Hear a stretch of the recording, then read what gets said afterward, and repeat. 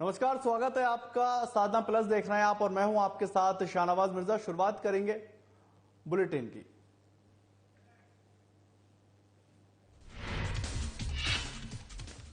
सत्रह अक्टूबर को होगा कांग्रेस अध्यक्ष का चुनाव। सीएम गहलोत की दावेदारी पर अगले महीने फैसला। 8 अक्टूबर को अध्यक्षता की घोषणा। कोटा में आपने बाढ़ से प्रभावित गांवों का किया दौरा। पीड़ित परिवारों की सुनी पीड़ा। ग्राम सेवक और सरपंच पर लगाया भ्रष्टाचार का आरोप। श्रीगंगानगर में किसान सम्मेलन का आयोजन। सम्मेलन में पहुंचे विधायक बलवान पूनिया। कृषि संकट पर विस्तार पूर्वक हुई चर्चा। हनुमानगढ़ में राजीव गांधी ग्रामीण ओलंपिक खेलों के आयोजन। सभी ग्राम पंचायतों में कराया होगा आयोजन। कलेक्टर ने दिए आवश्यक दिशा और निर्देश। टोंक के बनास नदी में छोड़ा जा रहा है पानी। 24,040 क्यूसेक छोड़ा जा रहा है पानी। बीसलपुर बांध में भी खोले गए 4 गेट। नमस्कार, बहुत स्वागत है आपका। साधना प्लस देख रहे हैं आप और मैं हूं आपके साथ शाहनवाज मिर्जा। बुलेटिन की शुरुआत करते हैं। कांग्रेस के अध्यक्ष पद को लेकर मुख्यमंत्री अशोक गहलोत के नाम को लेकर चर्चा की जा रही है और सियासी चर्चाओं के बीच पार्टी की सबसे supreme body Congress working committee की वर्चुअल बैठक में कांग्रेस के अध्यक्ष के चुनाव कार्यक्रम की घोषणा कर दी गई। 24 से 30 सितंबर तक नामांकन होने हैं और 17 अक्टूबर को चुनाव और 19 अक्टूबर को काउंटिंग होनी। कांग्रेस चुनाव प्राधिकरण के अध्यक्ष मधुसूदन मिस्त्री ने मीडिया से कहा है कि सीडब्ल्यूसी ने कांग्रेस अध्यक्ष चुनाव कार्यक्रम को मंजूरी दे दी है और 22 सितंबर को कांग्रेस अध्यक्ष के चुनाव के लिए नोटिफिकेशन जारी होगा। 24 से 30 सितंबर तक नामांकन होने हैं और 1 अक्टूबर को नामांकनों की जांच होगी। 8 अक्टूबर को नामांकन वापस लेने की आखिरी तारीख होनी है। अगर एक से ज्यादा उम्मीदवार होते हैं तो चुनाव होंगे, नहीं तो 8 अक्टूबर को ही अध्यक्ष पद की घोषणा की जाएगी। एक से ज्यादा उम्मीदवार होने पर सभी प्रदेश कांग्रेस कमेटियों के स्तर पर वोटिंग होगी और 19 अक्टूबर को और साथ ही साथ अध्यक्ष के चुनाव के नतीजे की घोषणा भी होनी है। लगभग 9,000 कांग्रेस डेलीगेट्स अध्यक्ष के चुनाव के लिए वोटिंग करेंगे और साथ ही साथ तमाम लोग इसको लेकर अपनी राय और सुझाव भी देते नजर आएंगे। गहलोत को लेकर अब भी सस्पेंस बरकरार है। आज केवल चुनाव कार्यक्रम को मंजूरी दी गई है। कांग्रेस अध्यक्ष पद पर गांधी बनाम गैर गांधी का मुद्दा अब भी अनसुलझा ही है।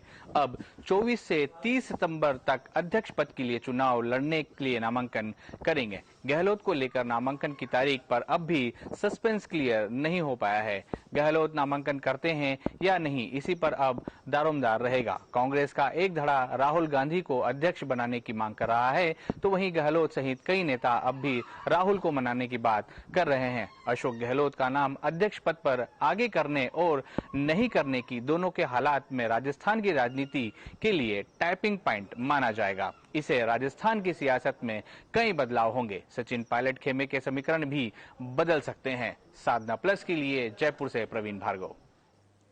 तो वहीं पर जयपुर के अंदर लंपी डिसीज को लेकर सीएम अशोक गहलोत के जनप्रतिनिधियों से संवाद कार्यक्रम के दौरान आज गुजरात कांग्रेस के प्रभारी डॉक्टर रघु शर्मा ने के तेवर भी नजर आ रहा है। आपको बताएं कि रघु शर्मा ने कृषि मंत्री की कार्यशैली पर सवालिया निशान साधते हुए कहा कि एक तरफ जहां राजस्थान में पशुधन में महामारी फैली हुई है, वहीं उनके विधानसभा में क्षेत्र कीकड़ी से वेटनरी स्टाफ को हटाने का काम किया है। इससे स्थानीय लोगों में भारी नाराजगी बनी हुई है और आपको बताएं कि रघु शर्मा के इस बयान से ही वीडियो कॉन्फ्रेंसिंग में हर कोई सकते में आ गया। वहीं लालचंद कटारिया ने बात को संभालते हुए कहा कि जिन कर्मियों को वहां से हटाया गया है उनको वापस लगाया भी गया है और 2 को लगाने के आदेश भी जारी हो गए। गौरतलब है कि वीडियो कॉन्फ्रेंसिंग में कृषि मंत्री लालचंद कटारिया राजस्थान में पशुधन उपचार और तमाम दिशाओं में उठाए गए प्रयासों की जानकारी दे रहे थे और सीएम अशोक गहलोत के अलावा प्रदेश कांग्रेस चीफ गोविंद सिंह और नेता प्रतिपक्ष गुलाब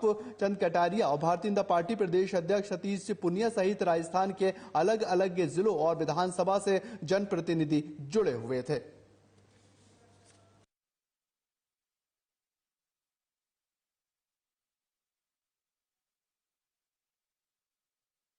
चलिए, एक बड़ी खबर आ रही है। आपको बताएं कि अमेरिका के दौरे पर ओम बिरला है, स्पीकर है भारत के। स्पीकर बिरला जो है भारतीय विद्यार्थियों से संवाद करते हुए नजर आए और बूस्टन की प्रख्यात शिक्षण संस्था में पढ़ रहे भारतीय विद्यार्थियों से संवाद किया है आपको बताएं कि स्पीकर बिरला ने उनकी प्रतिभा की सराहना की और इन शिक्षण संस्थानों में प्रवेश के लिए कड़ी प्रतिस्पर्धा होती है। बड़ी संख्या में भारतीय विद्यार्थियों का दाखिला होना एक गर्व की बात है। और स्पीकर बिरला ने यह भी कहा कि भारत में और विश्व स्तरीय शैक्षणिक संस्थानों में आपकी आवश्यकता है। ये बड़ी खबर आपको बता रहे हैं। अमेरिका के दौरे पर लोकसभा अध्यक्ष ओम बिरला है और स्पीकर बिरला ने भारतीय विद्यार्थियों से संवाद किया और बूस्टन की प्रख्यात शिक्षण संस्थाओं में पढ़ रहे भारतीयों बच्चों से संवाद करते हुए नजर आए और उनका हौसला अफजाई करते हुए दिखाई दिए और उनसे कहा कि उनकी प्रतिभा की वो सराहना करते हैं। इन शिक्षण संस्थानों में प्रवेश के लिए एक कड़ी प्रतिस्पर्धा, कड़ा एग्जाम होता है। उसको क्वालिफाई करके, उसको क्लियर करके वो बच्चे जो हैं वहां तक पहुंचते हुए नजर आते हैं और बड़ी संख्या में भारतीय विद्यार्थियों का दाखिला होना ये एक गर्व की बात है। स्पीकर बिरला ने यह भी कहा कि भारत में और विश्व स्तरीय शैक्षण संस्थानों में आपकी जरूरत है।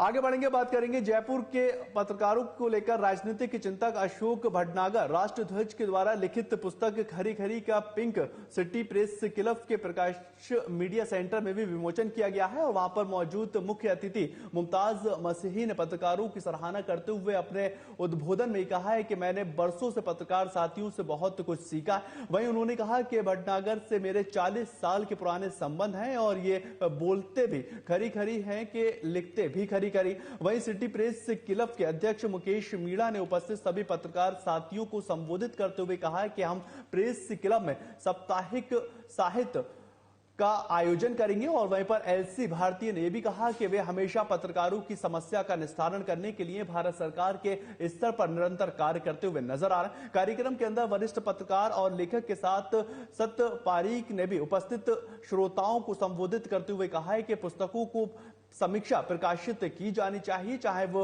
आलोचनात्मक ही क्यों ना हो, और इससे लेखकों का मनोबल बढ़ता हुआ नजर आता है। वहीं लेखक भटनागर ने सभी पाठकों से अनुरोध करते हुए कहा है कि वो पुस्तक के बारे में लेखकों को अपनी अपनी समीक्षा से अवगत कराएंगे, जिससे आगामी पुस्तकों में अगर कोई त्रुटि रह जाती है तो उसे सुधारा जा सके और आगे उसे बेहतर बनाया जा सके।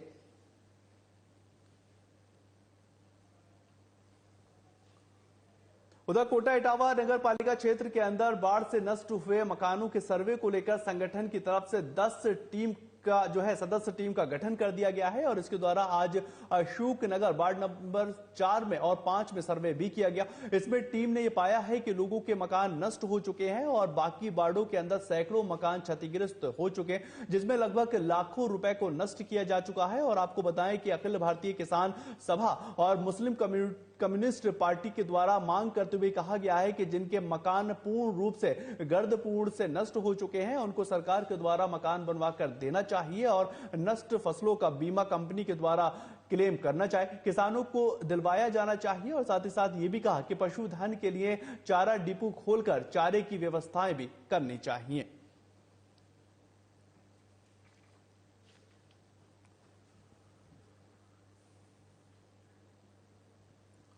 ये आपको खबर बता रहे हैं जहां पर लोगों को जो काफी दिक्कतों का सामना हो रहा है उसको लेकर प्रयास किया जा रहा है कि जो परेशानी है वो उनकी दूर हो और लगातार लोगों से ये अपील की जा रही कि जिनका मकान धराशायी हो गया है गवर्नमेंट जो है उनको राहत देती हुई नजर आए। बाढ़ क्षेत्र जो है उनका दौरा करते हुए माकपा के कार्यकर्ता नजर आए हैं और बड़ी समस्या बाढ़ पीड़ित लोग जो हैं वो झेलते हुए नजर आ रहे हैं, क्योंकि एक बड़े पैमाने पर बारिश होती हुई नजर आ रही है जिससे काफी लोग जो है वो प्रभावित होते हुए नजर आ रहे हैं।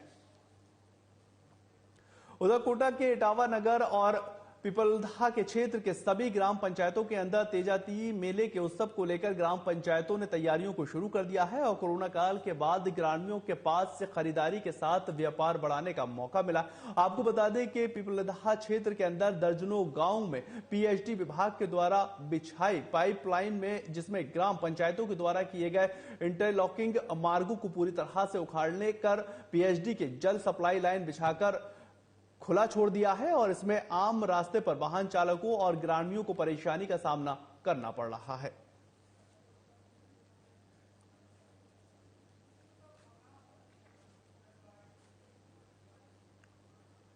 उत्तर प्रदेश के अंदर लगातार हो रही अच्छी बारिश के चलते टोंक जिले के अंदर बीसलपुर बांध में पानी की आवक जो है वो लगातार जारी है और दूसरे दिन भी डैम के गेट खोलकर पानी का वनांश जो है नदी में छोड़ा गया है। बांध के कंट्रोल रूम के अनुसार शनिवार को बांध के 4 गेट खोलकर बनास नदी के प्रति सेकंड 24,040 क्यूसेक के मीटर पानी की निकासी की जा रही है और इसमें पानी की आवक के अनुरूप कमियां अधिक की जा सकती हैं। आपको बताएं, इससे चलते नदियों में नाव संचालन पर भी रोक लगा दिया गया है। बनास नदी में जो है वो पानी छोड़ा जा रहा है। दरअसल पानी छोड़ने की वजह यह है कि एक बड़े पैमाने पर बारिश होती हुई नजर आ रही है और इससे लोगों को दिक्कत ना हो, लोगों को परेशानी ना हो, उसके लिहाज से ये पानी छोड़ा जा रहा है। आसपास के जो लोग हैं जो वहां पर रहते हैं उनको काफी ज्यादा समस्याओं का सामना करना पड़ता है और इसी के लिहाज से जो प्रशासनिक अधिकारी हैं वो भी इस बात को लेकर सजग हैं कि जो लोग आसपास में रह रहे हैं उनको इस बात को लेकर हिदायत दी जाए कि वहां से कहीं और शिफ्ट होते हुए नजर आए, क्योंकि बनास नदी में जब पानी छोड़ा जा रहा है तो एक बड़े पैमाने पर वहां पर रहने वाले लोगों को और ग्रामीण क्षेत्र के लोगों को काफी ज्यादा दिक्कतों का सामना करना पड़ सकता है। उधर खबर हनुमानगढ़ से है, जहां राष्ट्रीय खेल दिवस यानी कि कल 29 अगस्त को राज्य भर के अंदर राजीव गांधी ग्रामीण ओलंपिक के खेल की शुरुआत होगी और इसके तहत जिले के सभी 269 गांव पंचायतों में भी खेल प्रतियोगिताएं आयोजित की होंगी। खेलों को सफल आयोजन को लेकर जिला कलेक्टर नथमल डिडेल ने सभी 269 ग्राम पंचायतों में प्रभारी अधिकारी नियुक्त कर दिए हैं और इस संबंध में जिला कलेक्टर ने आदेश जारी करते हुए इन अधिकारियों को ग्राम पंचायत स्तर पर आयोजित खेलों के प्रभारी नियंत्रण और आवश्यक कार्रवाई के दिशा निर्देश दिए।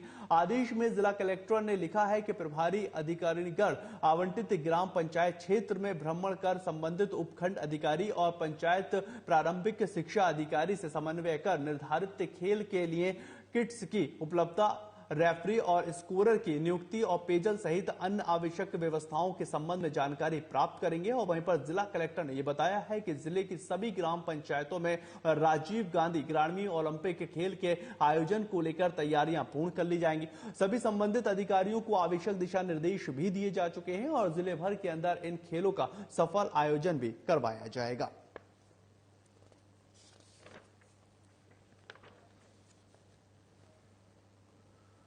उधर खबर अब बीकानेर से आ रही है, जहां पर खेल और जनसंपर्क राज्य मंत्री अशोक चांदना ने कहा है कि खेल दिवस के अवसर पर सोमवार से प्रारंभ होने वाले राजीव गांधी ग्रामीण ओलंपिक खेल मानव इतिहास का सबसे बड़ा खेल आयोजन होगा और इसमें 30 लाख से अधिक लोग भागीदारी निभाते नजर आएंगे।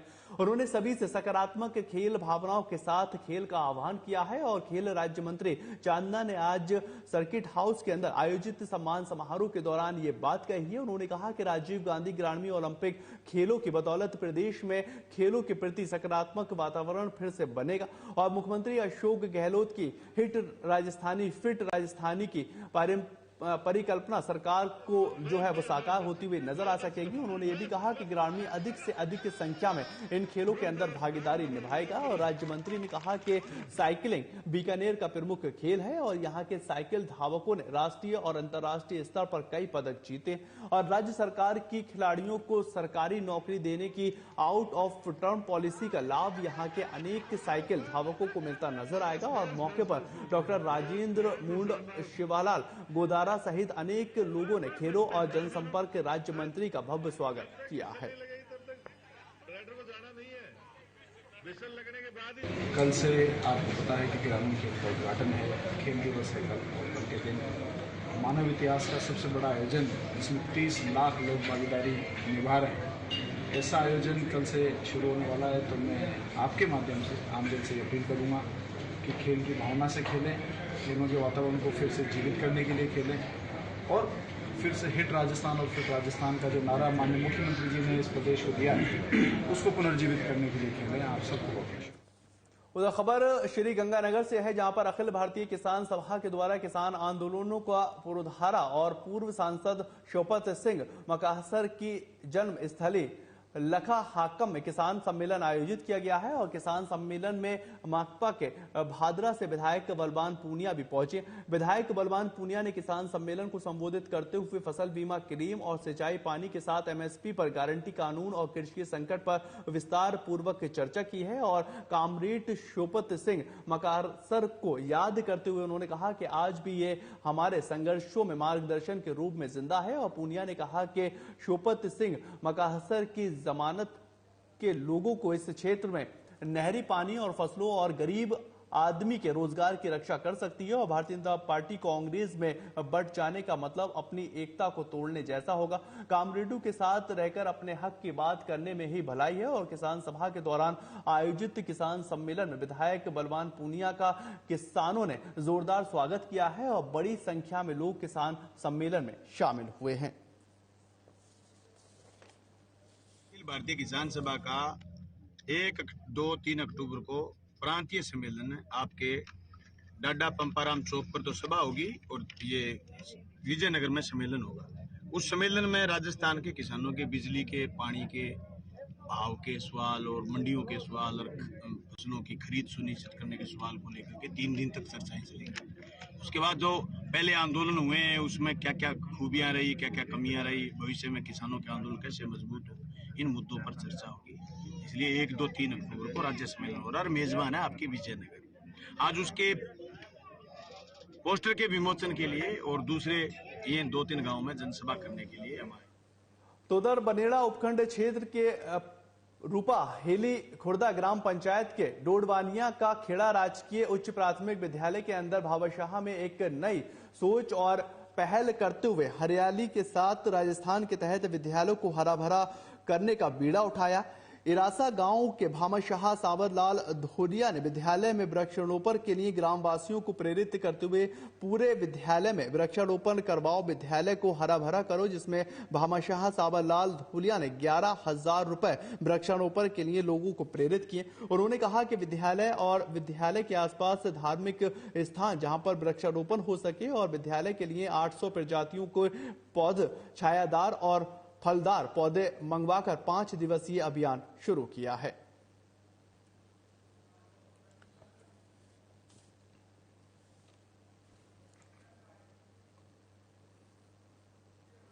उधर कोटा जिले के पिपलदा विधानसभा क्षेत्र की आम आदमी पार्टी ने बाढ़ से प्रभावित गांवों का दौरा कर बाढ़ पीड़ितों से उनकी सुनवाई की है और वहीं पर पीड़ित काफी परेशान भी दिखे। आपको बताएं कि बाढ़ के कारण लोगों के पास न रहने को घर है और न ही खाने के लिए रोटी मिल पा रही। वहीं पर शासन प्रशासन के द्वारा पीड़ित लोगों की अभी तक कोई भी सुध लेने के लिए नहीं पहुंचा है और आम आदमी पार्टी का ये कहना है कि बाढ़ पीड़ितों के नाम से चल रहे सर्वे में पात्र लोगों के अलावा अन्य व्यक्तियों के नाम भी जोड़े जा रहे हैं। इसका कुछ नुकसान भी होता हुआ नजर आ रहा है। उन्होंने ये भी कहा कि नामित जो किए जा रहे हैं वो गलत है, लेकिन जिसका नुकसान हुआ है उसका नाम नहीं जोड़ा जा रहा है। इस प्रकार का भ्रष्टाचार भी इस विपदा में देखने को मिल रहा है और सरपंच पटवारी ग्राम सेवक अपने मनमर्जी से किसी का भी नाम सर्वे में जोड़कर उसको मुआवजा राशि दिलवाना चाहते हैं, लेकिन इस बार ऐसा नहीं चलेगा और आम आदमी पार्टी इसका पुरजोर विरोध करती हुई नजर आई और अगर जरूरत पड़ी तो सड़कों पर उतरने पर और पीछे नहीं हटने को लेकर भी बात कही है।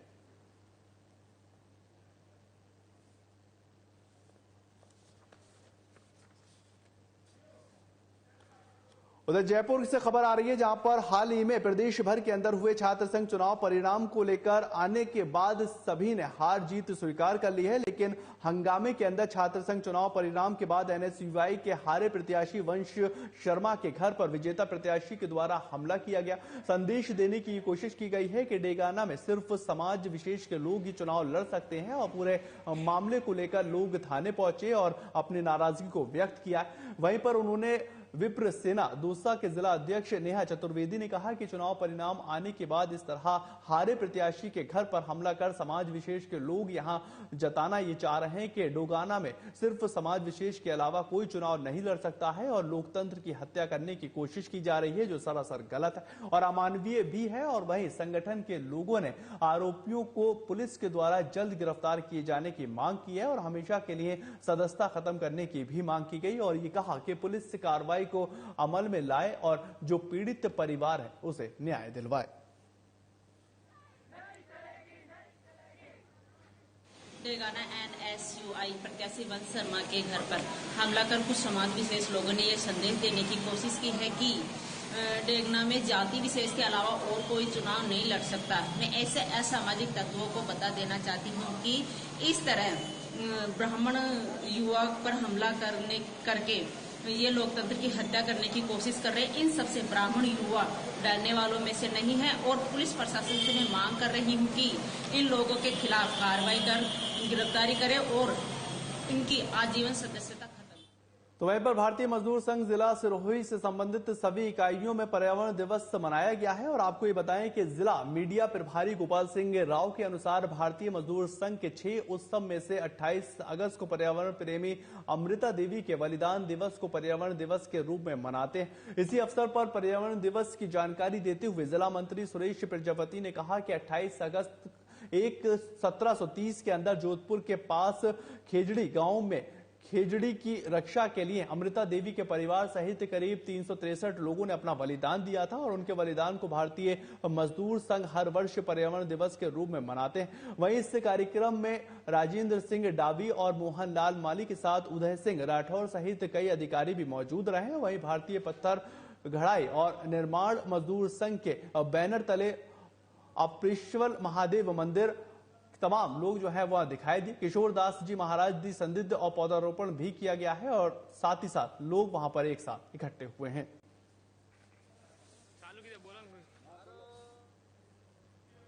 आसिद में आरोपित लल्लू ने भोले की हत्या कर दी है और उसके बाद से ही दोनों पैर रस्सी से बांध दिए गए। शव को घसीटकर वहां टपरी के पानी से भरे गड्ढे तक ले जाया गया, जहां पर उसके शव को गड्ढे में डाल दिया गया। खाट पर सोए हुए भोलू के सर पर वार कर हत्या की गई थी और पुलिस ने वारदात स्थल का निरीक्षण किया है। फिलहाल मामले की जांच पड़ताल की जा रही है।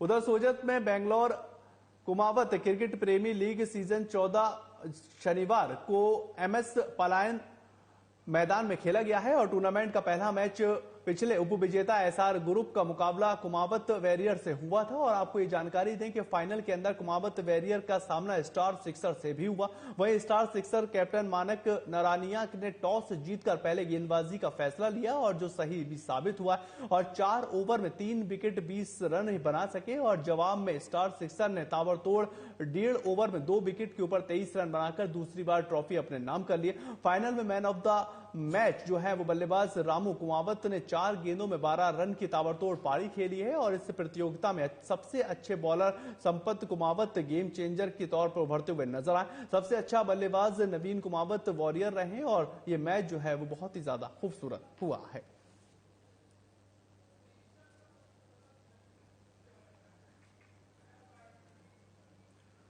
उधर सुजत विधानसभा क्षेत्र के रामपुरा कल्ला गांव में लंपी बीमारी से मर रहे गौवंश ग्रामीणों के लिए चिंता का विषय बना हुआ है। वहीं पर स्थानीय पंचायत प्रशासन कुंभकर्ण की नींद सोता हुआ नजर आ रहा है। आपको ये बताएं कि बीमारी से मर रहे गौवंश पर पंचायत का स्थानीय ग्रामीणों के बार बार मौखिक रूप से अवगत कराने के बाद भी पंचायत द्वारा किसी भी प्रकार के आश्वासन नहीं मिल पा रहा है और ग्रामीण घरेलू नुस्खे अपनाकर गायों को बचाने की लगातार कोशिश कर रहे हैं। मृत गौवंश की सम्मान में के साथ अंतिम संस्कार भी किया जा रहा है और वहीं पर पंचायत प्रशासन का यह कहना है कि सरकार की ओर से कोड फंड की व्यवस्था भी नहीं की जा रही है, जिसको लेकर लंपी बीमारी से परेशान ग्रामीण आक्रोशित नजर आ रहे हैं।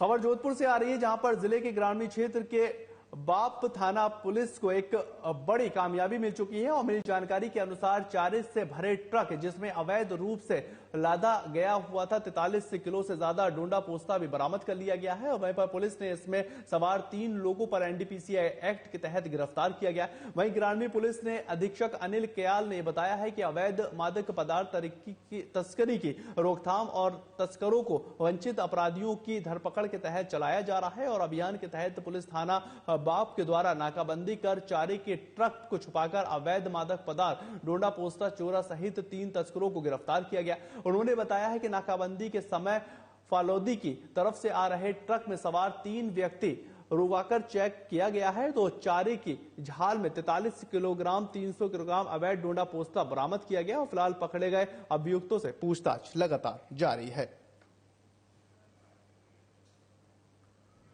खबर हनुमानगढ़ से आ रही है, जहां पर 29 अगस्त से शुरू हो रहे राजीव गांधी ग्रामीण ओलंपिक खेलकूद के प्रचार प्रसार को लेकर जो है जिला कलेक्टर नथमल डींडे ने की अध्यक्षता में भगत सिंह चौक से टाउन साइकिल रैली का आयोजन किया गया है और जिसे जिला कलेक्टर नथमल डिडेल ने हरी झंडी दिखाकर रवाना किया। साथ ही खुद उन्होंने इस रैली में हिस्सा लिया और वहीं पर जिला कलेक्टर नथमल डिडेल ने बताया कि मुख्यमंत्री की मंशा के अनुसार राजीव गांधी ग्रामीण ओलंपिक खेलकूद प्रतियोगिता का आयोजन जिले भर में सभी जगहों पर कराया जा रहा है। इसका उद्देश्य ग्रामीण क्षेत्रों में प्रतिभा को निखारना है और जिला कलेक्टर नथमल डिडेल ने बताया कि प्रतियोगिताओं में सफल आयोजन और निरीक्षण के लिए विभिन्न कर्मियों की ड्यूटी भी लगाई गई है जो शांतिपूर्वक ढंग से खेलकूद प्रतियोगिता को समापन करवाएंगे।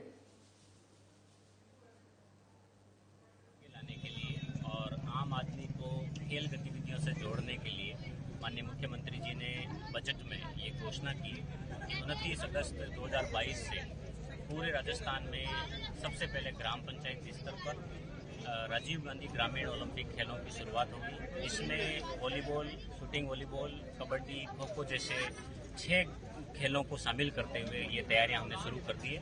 कल हनुमानगढ़ जिले की प्रत्येक ग्राम पंचायत से इन खेलों में विभिन्न प्रतिस्पर्धाएं शुरू होगी। शुरुआत के 4 दिन सभी ग्राम पंचायत स्तर पर कार्य होंगे। उसके बाद 12, 13, 14, 15 सितंबर को ब्लॉक स्तर के गेम आयोजन होंगे और 22, 23, 24, 25 सितंबर को जिला स्तरीय। चलिए फिलहाल इस बुलेटिन में इतना ही। ताज़ा खबरों के लिए आप लगातार बने रहे साधना प्लस के साथ।